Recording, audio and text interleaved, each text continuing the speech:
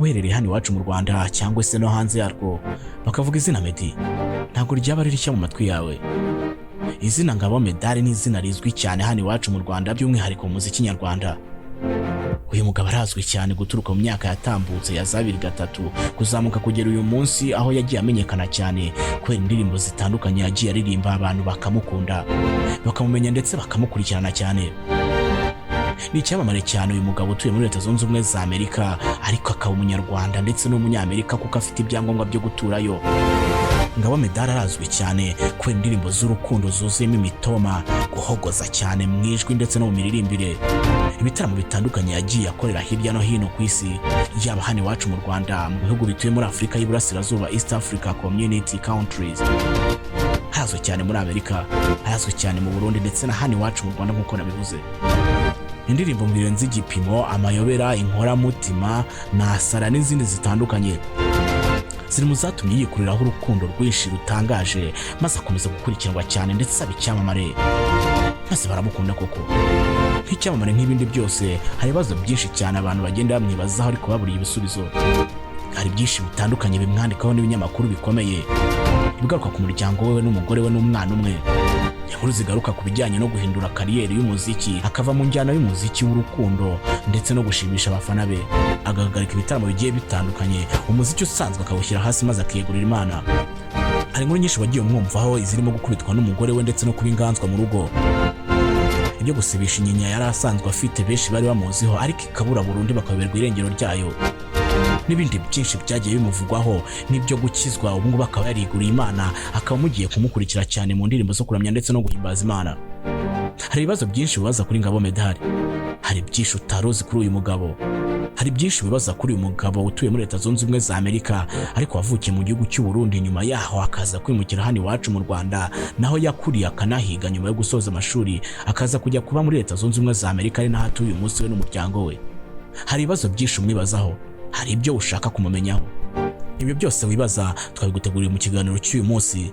Aha uri ni kuri The Sky Media, aho ibiganiro nk'ibi uzajya ubyumva umunsi ku munsi, ugakurikira amakuru y'abasitari ndetse n'inkuru zabavuzweho utigeze usobanukirwa, ndetse na byinshi bagize ibanga. Dukorere subscribe aho hasi, maze ujye ushyikira ibiganiro byacu ndetse n'ibikorwa byacu dukora. Ibiganiro byo uzajya ubikurikira umunsi ku munsi. Nahejwe wumva ryo ni rya Zoo 24. Wahaye ikaze.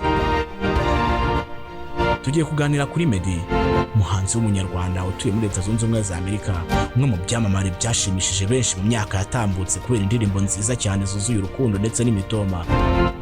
Bishoboka cyane kandi ko uri kutwumva aka kanya ushobora kuba warifashishije zimwe mu ndirimbo za Meddy kugira ngo ugire ijambo ubwire umukunzi wawe mu rwego rwo kumunezeza. Ubundi amazina y'uyu mugabo yitwa Ngabo Meddy, azwi cyane ku izina rya Meddy. Ni umuhanzi uririmba injyana ya R&B ndetse na pop. Ni umuririmbyi, akaba n'umwanditsi w'indirimbo icyarimwe, bivuze yuko bidasaba yuko yandikisha script y'indirimbo ye, byose abyikorera. Yavutse ku itariki 7 Kanama mu mwaka w'1989, avukira i Bujumbura, hani mu gihugu cy'u Burundi. Ngabo Meddy ni mwene Alphonse Sindayihebura ndetse na Cyabukombe Alphonsine. Meddy avukana n'abana batandatu, batatu bahuje ababyeyi bombi ndetse n'abandi batatu bavukana kuri papa we gusa. Ngabo Meddy avuga yuko kubera ibibazo by'umuryango yabo bitigeze bikunda ko abo bombi babana ngo barambane igihe kirekire, ngo bikaba biri mu byamubabaje cyane kuba atarabanye nabo bombi. Ise wa Meddy yitabye Imana mu mwaka wa 2008. Ibi byabaye ubwo papa we yabaga mu gihugu cy'u Burundi nyuma yo gutandukana na mama we, naho mama mubyara we yitabye Imana ku itariki 14 Kanama mu mwaka wa 2022.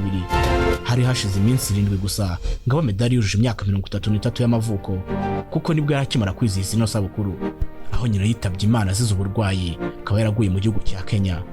Amashuri y'incuke Meddy yayize muri École Independent hani mu gihugu cy'u Burundi. Nyuma umuryango uje kwimukira mu Rwanda, amashuri yakomereza muri Saint Joseph. Ashoje amashuri abanza yakomereje ahisumbuye muri La Colombière, aho yigiye imibare n'ubugenge. Igihe yajyaga muri Leta Zunze Ubumwe za Amerika, yakomereje muri Atlanta Country College muri Texas, yiga ibijyanye na siyanse. Meddy yatangiye ibyo kuririmba akiri umwana muto, aho bivugwa yuko iyi mpano yayikuraga ku babyeyi be, ngo kuko se wamubyaraga yari usanzwe ari umucuranzi ukomeye wa gitari, nubwo Meddy atagize amahirwe yo kumenya gucuranga gitari ku rwego nk'urwa papa we. Ngo byose bikaba byaratewe n'uko se umubyara yaba yaritabye Imana Meddy akiri muto cyane. bitewe n'uko mama we yakundaga kuririmba cyane. Yakuze abitoza Meddy, akunda kumusubiriramo indirimbo za Bob Marley ndetse n'abandi bahanzi bo muri Afurika ariko b'abahanga cyane. Agakunda kumwigisha indirimbo zabo ndetse no kumusubira lyrics zabo, akamwigisha n'uburyo bagorora ijwi. Kuva mu mwaka wa 2008 kuzamuka mu myaka 3 yakurikiyeho, Meddy yahise atangira kuba umusitari. Ibi byose biterwa n'indirimbo zitandukanye yahise asohora muri icyo gihe zatumye amenyekana cyane. Muri uwo mwaka wa 2008, indirimbo Ngirira Ubuntu iri mu ndirimbo yatumye abantu bose batangira kuvuga kuri iri zina. Abantu batangira kugaruka cyane kuri uwo musore uzamutse ukiri muto ufite ijwi rihogoza bose, maze uririmba abantu bose bakamurangarira. Nyuma yahaza gusohora izindi ndirimbo zitandukanye, akavuga nk'izindi zagiye zibica bigacika nka Mwayobera, Akaramata, Ese Urambona ndetse n'izindi zitandukanye. Ibi byose akaba yarabifashwagamo na Lick Lick wamutunganyirizaga umuziki wiwe. Mu myaka yakurikiyeho, Ngabo Meddy ntabwo yigeze ahagarika ibijyanye no kuririmba, ahubwo uko abantu bakomezaga kumwereka urukundo yishyizemo imbaraga zikomeye cyane, maze arakundwa koko. Indirimbo nk'Igipimo, Ubanza Nkukunda, Ese Urambona, Inkoramutima ndetse n'izindi zitandukanye, izi zose zaramufashije cyane. Abanyarwanda by'umwihariko igitsina gore, abakiri bato bose batangira kumuvuga, abantu batangira kumukunda, baramuvuga cyane hirya no hino hano mu gihugu.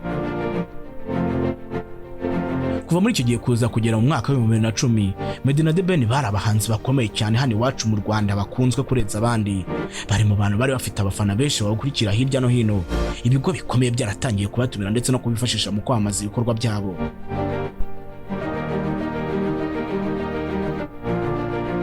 Abombi ku itariki ya 4 Nyakanga mu mwaka wa 2010 berekeje muri Leta Zunze Ubumwe za Amerika, aho bari bagiye kuririmba mu nama yiswe Urugwiro Conference, aho bari batumiwe kugira ngo baze bataramira abitabiriye ino nama. Nyuma y'uko iyo nama irangiye bamaze no gutaramira bari bayitabiriye, Ngabo Meddy ndetse na The Ben bahise bafata umwanzuro wo kutagaruka mu Rwanda. Ibintu byatunguye benshi ndetse n'abafana babakurikira bose birabatangaza.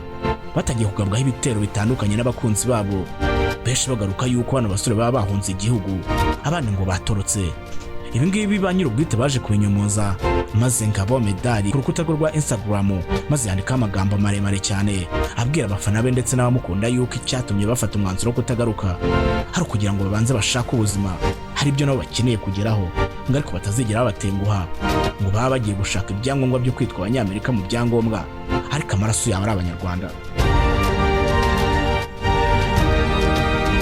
Bakigera muri Leta Zunze Ubumwe za Amerika, we na mugenzi we The Ben bahise biyunga kuri bagenzi babo barimo nka Lick Lick, K8 Kavuyo, Princess Priscilla ndetse n'abandi batandukanye barimo Cedro wari ushinzwe kubatunganyiriza amashusho, maze bakora itsinda baryita Place One.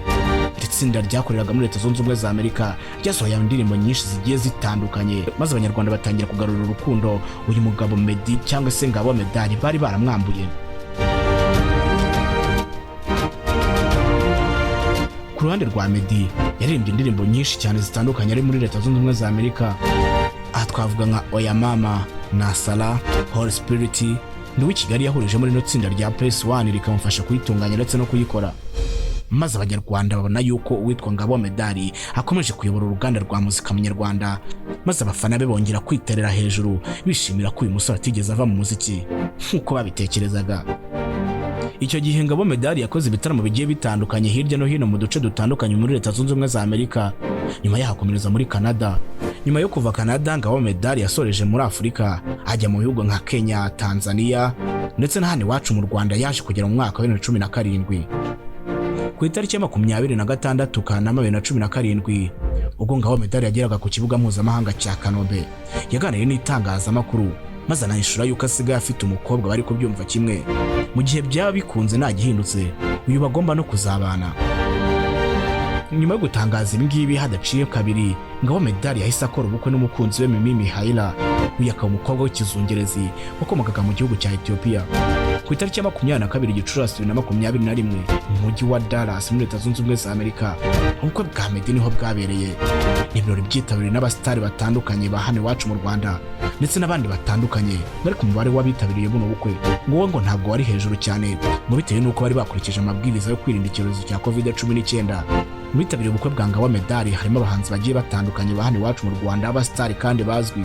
Aha twavuga nka King James, The Ben, Inshuti ye Magara, Emmy, Miss Gasaro Bahati wabaye Nyampinga w'u Rwanda mu mwaka wa 2009, ndetse na Adrien Misigaro, Kate Kavuyo, Shafi ndetse n'abandi basitari batandukanye.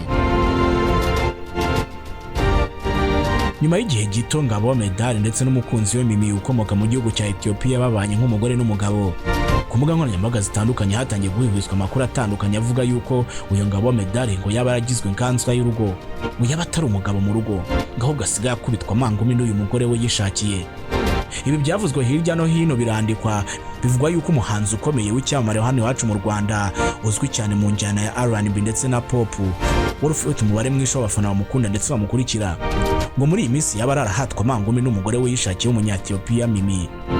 Nyuma gato umugore wa Meddy, Mimi, nibwo yaje kujya ku rukuta rwa Instagram maze ashyiraho ubutumwa busa nk'aho buseka abantu batangaje ibyo, avuga yuko abakoresha imbuga nkoranyambaga bahimba amakuru kugira ngo babone attention cyangwa se bakurura ababakurikira, ngo ariko ibyo bivugwa ntaho bihuriye n'ukuri. Kugeza kuri ubu ngubu Ngabo Medali aherutse gutangariza abakunzi be ndetse n'abamukurikira yuko yamaze kwiyagurira Yesu nk'umwami n'umukiza, avuga yuko ibijyanye no kuririmba indirimbo zisanzwe ngo yaba yarabikoze mu gihe gitandukanye mu minsi yagiye itambuka, ariko kuri ubu ngubu agiye kujya aririmba indirimbo zo kuramya ndetse no guhimbaza Imana. Kuri ubu ngubu Meddy atuye mu mujyi wa Texas we n'umugore we n'umwana umwe, akaba ngo gahunda ihari yo gukomeza gusohora indirimbo nyinshi ariko zo kuramya ndetse no guhimbaza Imana, ngo ibijyanye no kuririmba indirimbo zisanzwe ibyo byose yamaze kubishyira ku ruhande. Ngayo nguko ngo ibyo byinshi rero wajyaga wibaza kuri Ngabo Medali, umuhanzi w'umunyarwanda akaba icyamamare cyane muri muzika nyarwanda kubera indirimbo nyinshi yagiye aririmba zitandukanye, akikurura igikundiro cy'abamukundaga ndetse imitima ya benshi ikishimira no muziki ndetse n'ijwi ryiza byatumye aba umusitari akaba icyamamare hirya no hino. Aha rero ni naho nshoreje ikiganiro cyacu naguteguriye uyu munsi, mushimira kuba bagikurikiye kuva ku ntangiriro kugera ku mpera. Ndagusaba gukora subscribe aho hasi kugira ngo ibiganiro byacu ujye ubyumva mu mbere, naho ngiye gutegurira kandi kugezaho bino biganiro. Nitwa Zutu 24, ndagushimiye.